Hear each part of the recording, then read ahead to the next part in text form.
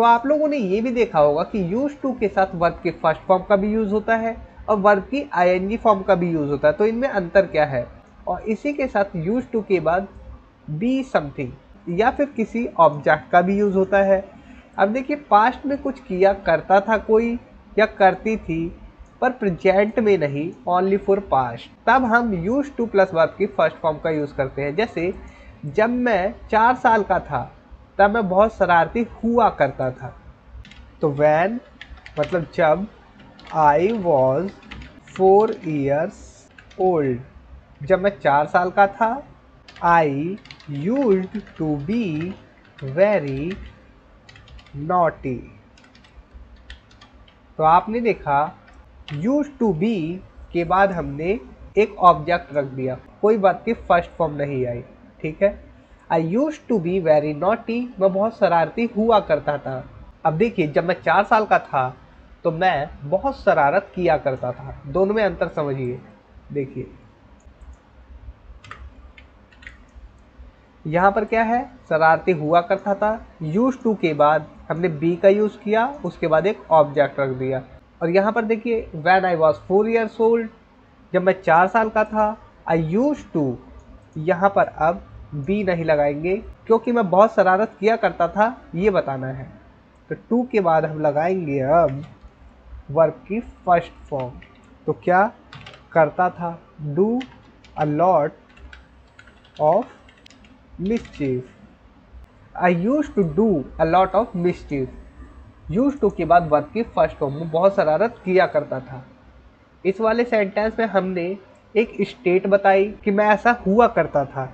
इस वाले सेंटेंस में हमने एक एक्शन बताया कि मैं ऐसा किया करता था। तो इतना समझ में आया होगा आप लोगों को। जब मैं छोटा था तो क्रिकेट खेला करता था। तो when I was young I used to play cricket. ठीक है, यूज टू के बाद वर्ब की फर्स्ट फॉर्म, उसके बाद ऑब्जेक्ट। जब मैं छोटा था मैं क्रिकेट खेला करता था। इसी प्रकार से आप ये बनाइए, जब वह छोटा था तो बहुत जिद्दी हुआ करता था। अब यहाँ एक्शन नहीं है, स्टेट बताना है आप लोग को। बनाइए, तो जब वो छोटा था, व्हेन ही वॉज यंग, जब वो छोटा था,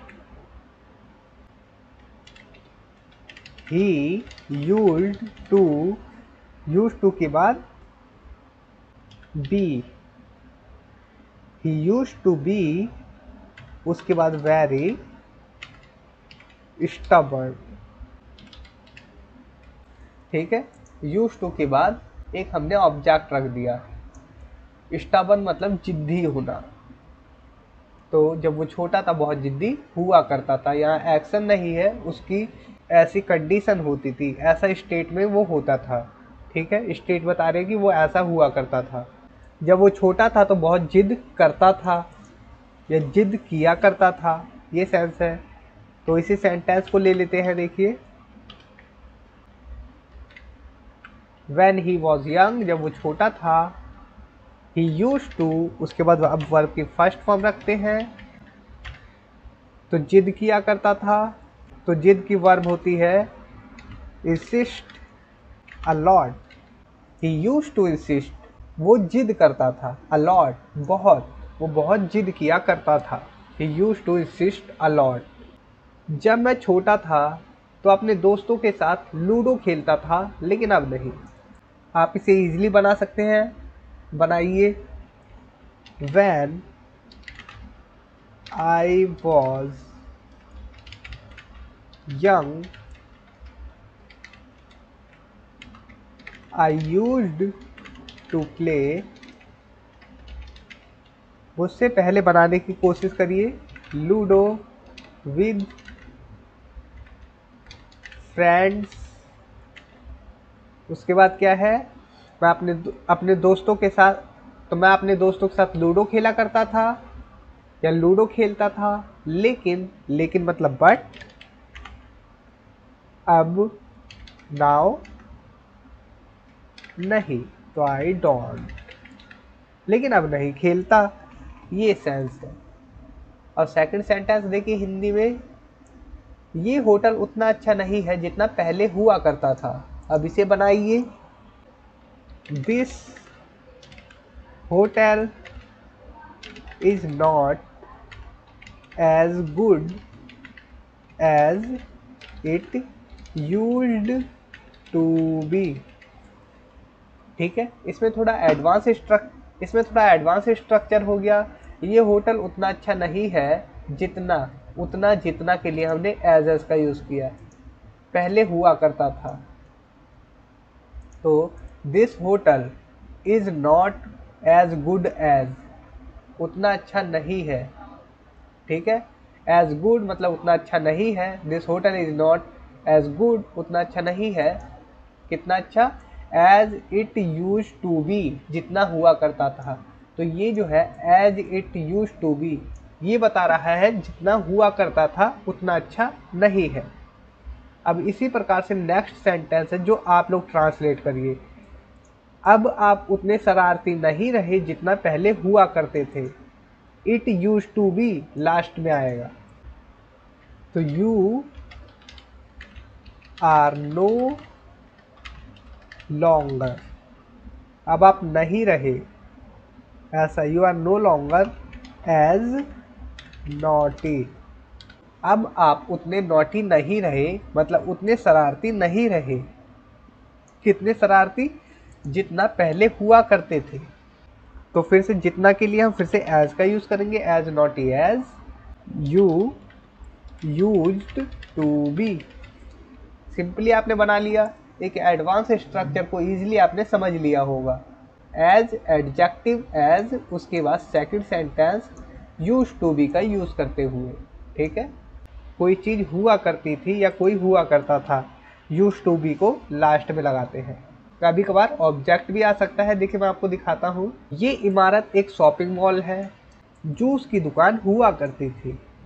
तो this building is a shopping mall, ये इमारत शॉपिंग मॉल है, ये क्या हुआ करती थी, जूस की दुकान। तो आप कैसे बनाएंगे इसे, इट यूज्ड टू बी, ये हुआ करती थी, a juice shop, a juice shop is used to be a juice shop, ये जूस शॉप हुआ करती थी, जूस की दुकान हुआ करती थी।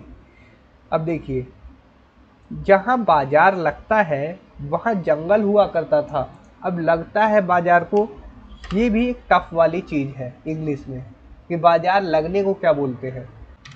तो वेयर दिस मार्केट, जहाँ ये market is held, where this market is held, जहाँ ये बाजार लगता है, there used to be a forest, वहाँ एक जंगल हुआ करता था। किसी भी चीज़ के लिए हेल्ड का जो यूज़ होता है, देखिए अगर हम बोले इज हेल्ड मतलब लगता है, कोई चीज़ लगती है, बाजार वगैरह, कोई कैंपेन वगैरह, सेमिनार वगैरह। ठीक है, और पास्ट के लिए हो जाएगा वॉज हेल्ड, और फ्यूचर के लिए हो जाएगा विल बी हेल्ड। इसी प्रकार से अगर बोले आज रात बाजार लगेगा, तो फ्यूचर की बात है, the market will be held tonight, आज रात। ओके, तो ये आप लोगों का सेंटेंस बन गया। अब मैं आप लोगों को बताऊं कि ये जो हेल्ड है, इसका यूज़ हम कहाँ कहाँ पर किस किस चीज़ के लगने के लिए कर सकते हैं। तो देखिए, अगर कोई टेस्ट है, एग्ज़ाम है, क्लास लगने की बात करें, मीटिंग, सेमिनार, क्लिनिक, अगर कहीं क्लिनिक लगे तो भी, और इसी प्रकार से फेस्टिवल और फेयर, मेला लगना, इस प्रकार से। ठीक है, इन सभी के साथ हम करते हैं। जैसे कि एक और एग्जांपल दे देता हूँ आप लोग को, ये बहुत काफ़ी ज़्यादा ज़रूरी है। फेस्टिवल, अगर मैं बोलूँ ये त्यौहार इज हेल्ड एवरी ईयर। ये त्यौहार हर साल मनाया जाता है या हर साल ये त्यौहार लगता है। ठीक है, ऐसा सेंस है। अगर हम बोले ये मेला हर साल लगता है या हर दिन लगता है, तो हम बोलेंगे this fair is held every day. दोस्तों इस वीडियो में इतना ही। उम्मीद करता हूँ ये वीडियो आप लोगों के लिए हेल्पफुल होगी और इस वीडियो से आप लोगों ने काफ़ी कुछ सीखा होगा और ज़रूर एडवांस स्ट्रक्चर आप लोग को समझ में आए होंगे। और इसी के साथ मैं इसके नेक्स्ट पार्ट में मिलता हूँ। जब तक के लिए बाय बाय। इस वीडियो पे मैं एम रख देता हूँ सिर्फ 500 लाइक के।